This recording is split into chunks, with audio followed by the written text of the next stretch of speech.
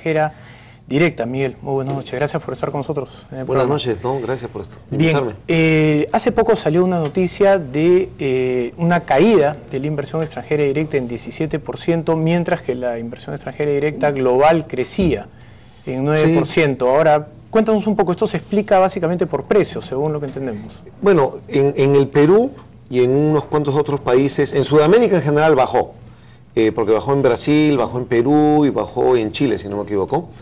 Y esto se asocia principalmente a una menor inversión en recursos naturales, en el caso peruano y chileno, sobre todo en minería. Pero la menor inversión en el Perú se explica completamente porque hay menos utilidades reinvertidas. ¿Qué es lo que ocurre? La mayor parte de la gente tiene la impresión de que que la inversión extranjera se realiza y que las utilidades se repatrian, ¿no? Y se las llevan todas las utilidades. Más bien en los últimos años, por lo menos lo que ha pasado en el Perú es que la gran mayoría de las utilidades que tienen las empresas mineras se han reinvertido. Es decir, se quedan en el Perú, no se repatrian. Entonces, cuando las utilidades caen, porque han caído los precios y en algunos casos los volúmenes, pero sobre todo los precios, entonces hay menos utilidades que reinvertir y por lo tanto hay menos inversión extranjera entendida de esa manera. Son 17.000 millones de dólares menos de inversión. No, es 17%, son de 11.000 millones y pico a 10.000 millones más o menos, una cosa así, orden de magnitud, ¿no? Correcto. Ha caído 1.000 y pico. ¿Y esto tendría algo que ver con la caída en la competitividad o tú crees que es algo coyuntural? Si fuera una tendencia de largo plazo, entonces uno podría hablar que esto tiene que ver con competitividad o no. Es un año. Lo que pasa en un año tiene que ver con factores específicos y en este caso es muy claro. Las cifras, además el Banco Central las publica, están en la nota semanal del Banco Central, uno las puede encontrar ahí. Toda la reducción en los capitales de largo plazo en el Perú se explica, más que toda, se explica porque hay menos utilidades reinvertidas. Ahora, esto no quiere decir que no importe. Quiere decir que no es que esté ocurriendo pues, una tendencia espantosa o sostenible. Ha habido un año que es malo. Si las cosas se manejan bien, uno podría esperar que esas cosas se reviertan mirando para adelante, ¿no? Correcto. Hablemos un rato del paquete, que alguien mal ha llamado paquetazo, ¿no? No tendría nada que ver con un paquetazo, tal vez sería bueno aclarar eso, ¿no? No, yo creo que en el Perú, aunque ya se está un poco olvidando esto, está perdiéndose en los años. De los años 80 era, pues, ¿no? Así es, ¿no? Desde los 70, ¿no? Los paquetazos venían desde los 70 y 80. En esa época los paquetazos era que cuando los gobiernos habían hecho una serie de barbaridades típicamente fiscales y cambiarias, tenían que ajustar y ponerse al día. ¿No? Habían tratado de evitar que el tipo de cambio subiera artificialmente y habían generado las condiciones para que el tipo de cambio se disparara, pero no lo dejaban, un día se sinceraba. O los precios controlados, había precios controlados hasta que un día tenía que sincerarse y ahí el paquetazo, ¿no? O el gasto del gobierno, habían gastado demasiado hasta que ya no tenían plata para gastar, entonces se sinceraba con un ajustón. Eso no tiene nada que ver con lo que se está haciendo hoy día. Claro, no es ninguna un paquete de medidas que no tiene nada que ver con una corrección. Es un conjunto, digamos, ¿no? para no juntarlos. Un conjunto de medidas que además no tiene nada que ver ni siquiera con los conjuntos reactivadores que hemos visto en los últimos años, en el 2008, por ejemplo, ¿no? 2009.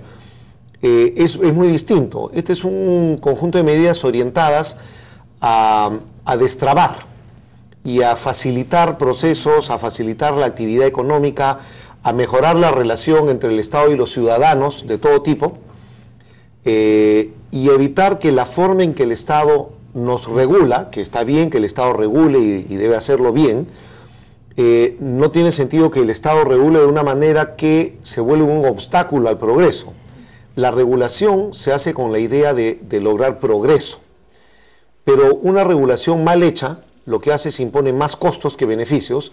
Correcto. Y por lo tanto es un obstáculo al progreso. Y creo que se están arreglando cosas. Yo no creo que nadie en su sano juicio pueda pensar que la regulación en general en el Perú era muy eficiente y que no hay espacio para mejorarlo. Es más, sigue habiendo, por supuesto, enorme espacio para mejora, ¿no? La gran mayoría de personas ha encontrado el paquete bastante bueno, bastante adecuado, pero hay dos grandes críticas. Una por el lado de los empresarios, que tal vez al conjunto de medidas le falta un poco más de fuerza, digamos, reactivadora. Y hay otro grupo de personas que se están enfrentando al paquete de medidas por los temas ambientales. Cuéntanos un poco cuál es la posición del... Bueno, en el primer caso, este no es un paquete reactivador tradicional. ¿En qué sentido es reactivador? Es reactivador en dos sentidos, ¿no? En el primer sentido porque en la medida en que parte de lo que ha ocurrido con la economía y parte de la desaceleración tiene que ver con crecientes obstáculos a la inversión y a la actividad económica, cosa que además venía de mucho tiempo, pero poco a poco se va acrecentando y en un contexto donde algo más comienza a salir mal, pega más fuerte, ¿no? Si yo comienzo a quitar esos obstáculos, entonces, entre comillas, es reactivador, pero esto es un tema de más mediano plazo. El segundo tema es que en la medida en que la desaceleración tiene mucho que ver con la disminución en la inversión privada de todo tipo, la extranjera o también la nacional, que es la más grande. Otra cosa, la mayor parte de la gente no tiene claro que la inversión extranjera es más o menos 20% de la inversión privada en el Perú. Entonces el 80% de la inversión privada es nacional. Claro. Entonces ahí es donde hay que concentrarse, ¿no? Entonces, si la desaceleración tenía que ver con que la inversión privada estaba creciendo a ritmos muy bajos versus los ritmos altos que crecía antes, y si esto tiene que ver con las expectativas y la incertidumbre que existía entre los inversionistas, este paquete probablemente ayuda a mejorar en algo las expectativas y en ese sentido también sería reactivador, ¿no? Ahora, el caso medioambiental se cruza justamente con los sectores básicamente extractivos y en principal tal vez hidrocarburos.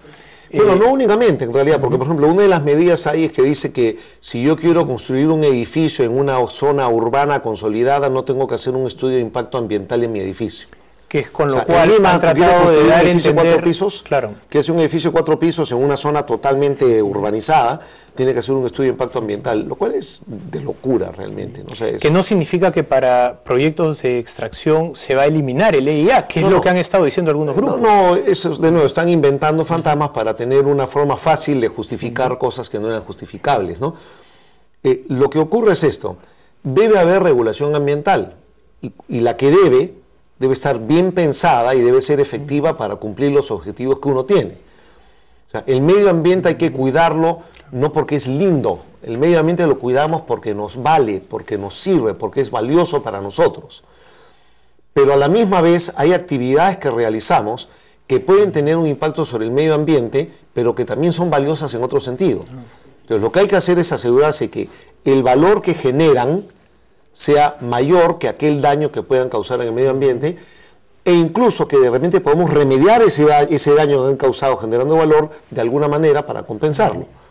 Pero todo esto de nuevo tiene sentido, es una idea de costo y beneficio. Entonces hay que regular, pero hay que regular bien. Entonces, y también que además sea competitivo con nuestro país.